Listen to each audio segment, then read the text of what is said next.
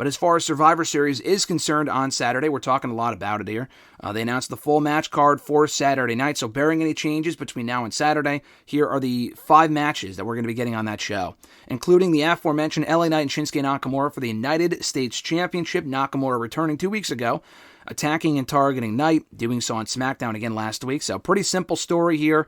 Knight defended the championship at Crown Jewel a couple of weeks ago successfully. He's had a couple of matches on SmackDown, beating Escobar and Berto, among other people, to retain that championship. He's been a great fighting champion since SummerSlam. Does Knight walk out of here still United States champion, Mr. Marceau, or does Nakamura win the belt back for the first time in 5 years? Yeah, I mean, you got to keep the belt still on Knight. I like what they do with Nakamura, but I feel like they just do this every year. They dust him off, put him in a title feud, he loses, and then we move on. So I think it's a nice little notch in the belt, but I mean, you got to keep the belt on Knight here. Well, does the story continue? Because it just got started. He was gone for 6-7 months. Nakamura gets brought back, and maybe even longer than that, actually. But he gets brought back, goes after the championship. Is it a clean win for Knight, or could you see this being a situation where it ends in a non-finish to set up a rematch for down the road? I could see Knight beating him clean, and then Nakamura getting him with the mist or something after. You would laugh, but I could so see. No, I laugh because that's so true, though. But I mean, Nakamura takes so many losses. They want us to see him as a threat. He's not a fucking threat if he just keeps losing. And I don't want him to win. Do you want to see Nakamura win the belt out of this feud, or would you rather just see it kept on Knight? I'd way rather see it kept on Knight. That's what I'm saying. I think anytime Nakamura has had a mid-card title on the main roster, it's been he just never, you talk about lack of defenses. He hasn't defended that. He never really defended that United States Championship when he had it. When he was IC champion, he didn't really defend it. I'd rather just see the belt kept on Knight. So I am curious to see what they do here, but I do think they can go out there and have a good match, and Knight's over enough where the crowd should be into the match regardless. The other mid-card championship, the Intercontinental Championship, will also be defended on the pay-per-view coming up on Saturday. Braun Breaker taking on Sheamus and Ludwig Kaiser in a triple threat. Really not much of a story here. Breaker and Sheamus was interrupted by Kaiser a couple of weeks ago. Kaiser and Breaker on Raw was interrupted by Sheamus, so pretty, simplistic booking here. I think Breaker retains. He just got the belt back from Jay about a month or so ago. So I don't think he drops the belt this quickly, again, after losing it quickly the first time. But I do think this could be a potential show stealer. Are you with me on Breaker retaining, or do you see this going a different way? I feel like he kind of got to keep the belt on Breaker. I think it would be kind of silly for him to lose it again. But with the triple threat, I feel like it adds a little bit of, he maybe loses it and he doesn't actually get pinned. I guess it really depends on what they do with Mania, too. And Gunther will most likely still be the champion going into Mania. They turn Breaker babyface, and he goes after Gunther. Mm-hmm. I don't know. I just feel the triple threat's telling me he's gonna not win, but then I also feel like he should win. I'll say... I feel like he'd look like a fucking idiot if he lost again. I'm going to go with Breaker. I don't know. I'm psyching myself out. I feel like he'd look so stupid if he lost the belt again. No, I agree. So quickly. So I guess if he doesn't get pinned, but then they'll probably do a rematch and he loses again. I'll go with Breaker. Yeah, no, I'm going Breaker too here. I just don't think he can lose it that quickly twice. If he lost it that quickly the first time, and he did, I think that's fine, but I don't think you should have him be losing that. We don't need to go back to the Attitude Era where we have 30-day championship reigns for the IC title every month. So I would keep the belt on him at least through WrestleMania. What do you think the end game is for Braun Breaker as champion? Is it Sheamus? Could you see a situation here where Sheamus does not get pinned and they save Sheamus and Breaker the rematch for Mania? Is it Breaker and Goldberg? Goldberg's not beating him for that belt, obviously, but you could do that match at Mania. Is it a returning Ilya Dragunov? Is there anyone in the Raw roster currently that you would like to see be the one to dethrone Braun Breaker as that Intercontinental Champion? That's a great question. Sheamus would be nice. I think he's never won it, so it'd be nice for Sheamus to finally get that. No to Goldberg, no thank you. Ilya, it really depends on when he comes back. I'm pretty sure he's out for a full year, so it might be some longer time. Like I said, it kind of just depends on what they do with him for Mania. If he's going after Gunther, he'd probably have to drop the belt before that. Mm-hmm. They have been pushing Ludwig a little bit. Not sure exactly if that's maybe how you set that up, but, Sheamus seems, like I said, these two guys he's facing I wouldn't hate. It's just like I said, I feel like it all really depends on what they're doing with him and like what the end goal is. So, I mean, if he's going for the belt at WrestleMania, he'd have to eventually lose it. But if not, I feel like you said, he could just hold it through Mania.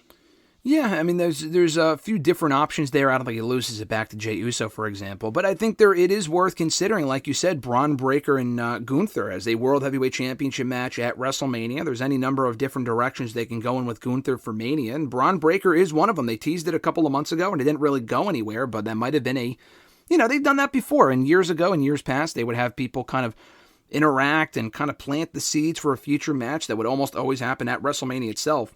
It's just that long-term WrestleMania booking, so I could totally see that. I don't think he loses the belt here, but it is something worth considering for down the road for sure, as far as if Breaker loses that belt in the coming months to set up him and Gunther for WrestleMania. Maybe he wins the Royal Rumble as Intercontinental Champion. I mean, you see that as a possibility? I would hate that. Yeah, I mean, I think it's never been done before. I don't think anyone's ever won the Rumble as IC champion. No, I don't think so either. It'd be a history-making moment. Gunther, speaking of whom, versus Damian Priest for the World Heavyweight Championship on Saturday. This is his Gunther's first pay-per-view title defense since, I think, Bash in Berlin, because he didn't defend at Bad Blood. He wasn't at Bad, or he was at Bad Blood, but he didn't defend the championship on that show. And that Crown Jewel, he lost to Cody in a non-title match, that champion versus champion match. So this is a rematch from SummerSlam. They've had a pretty basic feud since they rekindled the rivalry in the last couple of weeks. Who do you see going over here? Is it Gunther or is it Damian Priest? Who walks out of Survivor Series, the World Heavyweight Champion? Yeah, I think the belt stays on Gunther. I just don't see him losing it till Mania time. I like Priest. I feel like after he loses to Gunther here, I'm not sure exactly what you do with him. I don't know if they pick up him and Finn again. I hope not. But I really don't know what to do with him at this point. So I think Gunther wins. Just kind of more interested in what they do with Priest after he loses here. Yeah, no thanks on Finn and Damian again. I could totally see that as well. I really don't want to see that again. It was fine, but like Finn lost clean. They haven't interacted since. There's no reason to is he just going to keep going back to the same two feuds with Gunther and Finn, until WrestleMania for Priest? And even then, what do you do with them at WrestleMania? So I would hope not. Hopefully they have something else in mind, but I like that we're getting the match. He felt cheated out of the championship at SummerSlam. He did get cheated out of the championship at SummerSlam, so Gunther can hopefully beat him clean here. I just don't know where you go with him from there. Maybe a third match at the Saturday night's main event show, because that was originally the idea, reportedly, was to do the match on that show. So maybe they run it back in like a New York street fight, and Gunther wins decisively on that show, and there's controversy ending this match. I don't know, but I also have Gunther emerging victorious, still the World Heavyweight Champion. So our first of two WarGames matches, and we'll get into the developments from the last week as we discuss each one. Women's WarGames, which should be a traditional Survivor Series elimination match, but fuck me, I guess. Rhea Ripley, Bianca Belair, Naomi, Io Sky, and Bayley, who they confirmed to be the fifth member on Raw this week, or after Raw, taking on Liv Morgan, she's on the opposite team, Nia Jax, Tiffany Stratton, Candice LeRae, and Raquel Rodriguez. So Bayley is the fifth member. She's replacing Jade Cargill, who got attacked on SmackDown. So before we even get to the prediction, who attacked Jade, do you think? What was it? Bayley? Could have been Naomi? Was it Bianca? Who was in the ring at that point? Maybe she hired someone to do it.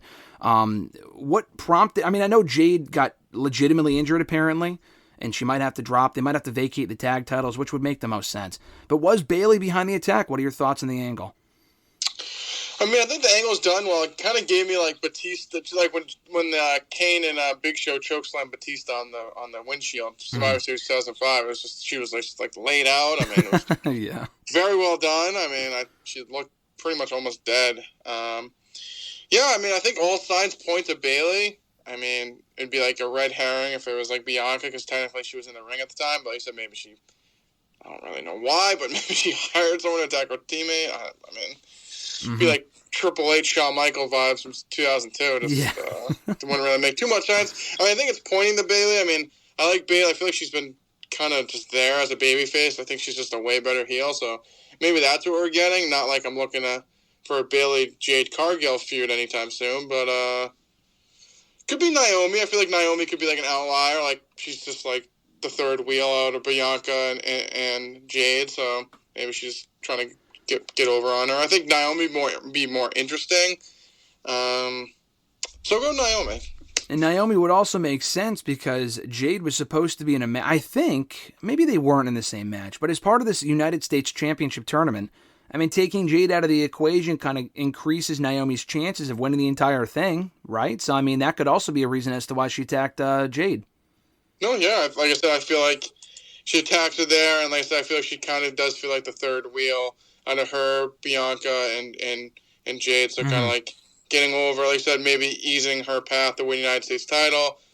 I mean, it kind of makes sense there. Like I said, I feel like they're kind of trying to throw you like Bayley's the one, but I think sneakily it could be Naomi. And if nothing else, it would switch up the tired glow shtick that she's been doing for like the last decade. So, finally do something different. And I know it's over and people like it. And I like Naomi, but she's been doing the glow stuff for so long now. I think switching it up would be nice. And watch her turn heel and she's still doing the glow shit, but just as a heel. I wouldn't be shocked. But, something to consider there. I could totally see it being Naomi. I think that would be the most intriguing direction to go in my opinion. But of this women's WarGames match, is it Team Rhea or is it Team Liv coming out on top here? Oof. It's a tough one. I feel like either team could win. I feel like I'm going to say the baby faces win the men's, so I'll say the heels win the women's. Okay. All right. Fine prediction. I'm going to go Team Rhea here, just because I think they could have her pin Liv and earn another opportunity at the title. I don't really want to see the feud continue. I know it's probably going to continue. Do you think that feud goes through Mania, or do they stretch out the storyline? No. They got to end it before then, right? They have to. No moss. Yeah, no, you preach. I fucking agree. Men's WarGames match, which I assume is the main event. Roman Reigns, the Usos, Sami Zayn, and CM Punk. Not Seth Rollins, we found out on SmackDown last week. Taking on the new Bloodlines, Solo Sikoa, Jacob Fatu, Tama Tonga, Tonga Loa, and their partner, or Jacob Fatu as well, and their partner, Bronson Reed. So a pretty stacked matchup here for men's WarGames. Again, before we even get into the prediction for the match itself, I sat here a week ago and I told you I figured we both assumed it would be Seth Rollins.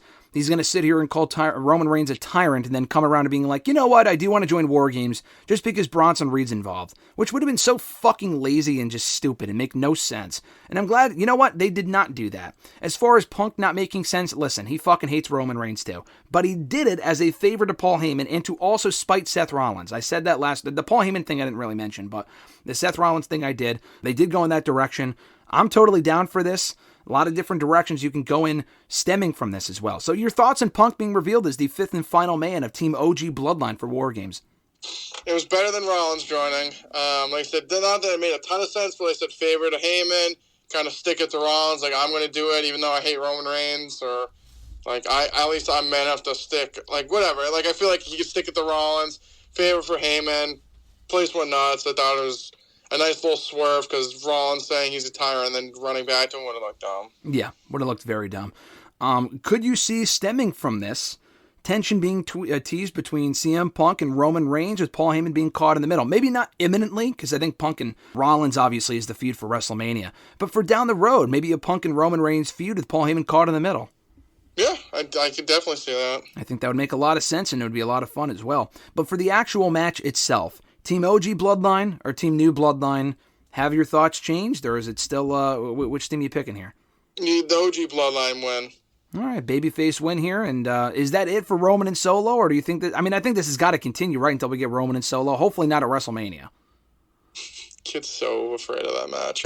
I think it's going to continue. I don't think we need to push it out all the way to Mania, but I guess if you don't, then I don't really know what else you do with Roman at this point, but I think it's going to continue, yeah. Yeah, I think the baby faces go over in both WarGames matches. I think it would make more sense if they did have the heels go over with the women and the baby faces go over with the men. But I think they're just going to have both babyface teams go over if they want to continue Rhea and Liv, and they want to have Roman get one over on Solo after losing a crown jewel, and they have Punk on their side. I just feel like that would be the outcome that makes sense. But either way, I think it's going to be a good show coming up on Saturday. We'll talk all about it next week here on the show, reviewing Survivor Series.